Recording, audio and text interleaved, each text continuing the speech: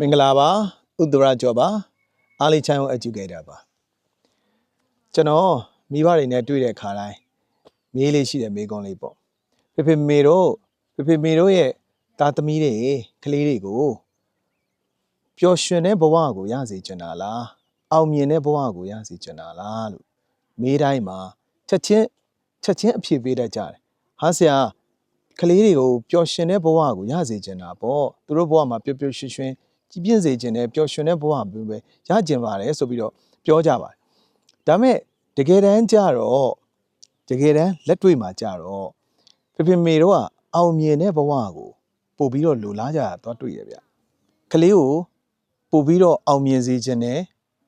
စုတွေအများကြီးရစေခြင်းနဲ့ဂုဏ်ထူးတွေအများကြီးထွက်စေခြင်းနဲ့စာတွေပို့တော်စေခြင်းနဲ့အဲ့ဒါနဲ့ပဲကလေးကိုတွန်းပို့ပြီးတော့စာတွေရလာအောင်ဆိုကျူရှင်တွေအများကြီးပို့ကိုယ်တိုင်လဲစာတွေအရန်တွန်းတင်ပေါ့နော်အဲ့လိုလုံရင်းနဲ့ပဲကလေးရောကျွန်တော်တို့မိဘတွေရော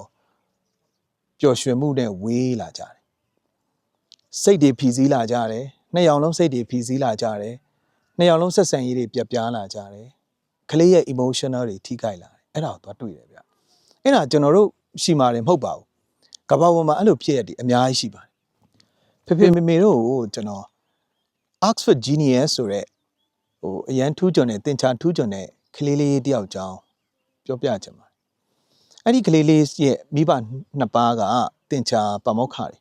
ကလေးကိုငငယ်တည်းကသင်္ချာအရန်ထူးချွန်စေချင်လို့ငငယ်လေးတွေက trainer ပေါ့နော်နောက်ဆုံးသူတို့ကကလေးရဲ့ဒီပကတ်လေးမှာအစပေါက်စလေးတွေကသင်္ချာကနန်းတွေချိတ်ပြီးတော့နောက်တဖြည်းဖြည်းကြီးလာတဲ့တောက်လျှောက်မှာလဲအဖေကိုယ်တိုင်မိဘကိုယ်တိုင်အရန် train လိုက်တာသူတို့ရည်မှန်းချက်အတိုင်းအငယ်ဆုံး Oxford ဝင်ခွင့်ရတဲ့ကလေးလေးအနေနဲ့ကျွန်တော်တို့ Oxford Genius ဆိုပြီးတော့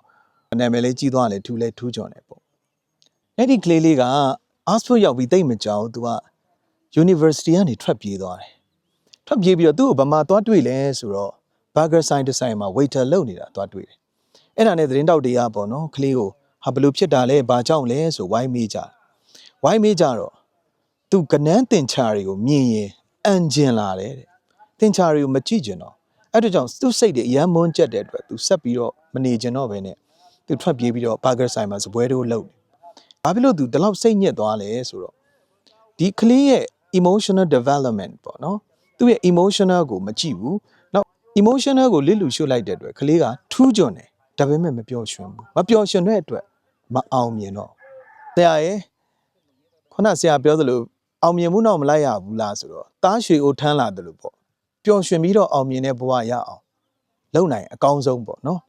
တကယ်တမ်းကျတော့ပျော်ရွှင်တဲ့ကလေးတယောက်ဖြစ်ကြီးပြင်းခွင့်ရတဲ့ကလေးတိုင်းကအောင်မြင်ကြတယ်ဗျတားရွှေအိုထမ်းလာတာပဲဒါပျော်ရွှင်အောင်သာကျွန်တော်တို့ပြောထောင်လိုက်ပါအောင်မြင်တဲ့ဘဝကိုကျွန်တော်တို့ရကြတာပါဒီလိုမျိုးကျွန်တော်တို့အောင်မြင်ပြီးတော့ပျော်ရွှင်တဲ့ဘဝကိုရလာအောင်ကျွန်တော်တို့ဘယ်လိုလုပ်ကြမလဲကျွန်တော်တို့ကလေးတွေရဲ့ emotional development ကိုနားလည်အောင်ကျွန်တော်တို့ဘယ်လိုလုပ်ကြမလဲဆိုတာမိဘတွေအတွက်ကျွန်တော်စီစဉ်ထားတဲ့ parent empowerment program မှာပညာဒါနသင်တန်းလေးမှာကျွန်တော်တို့ဆွေးနွေးကြပါမယ်သင်တန်းလေးမှာဒီဆွေးနွေးပွဲလေးမှာတွေ့ကြပါမယ်ကျေးဇူးတင်ပါတယ်ဗျ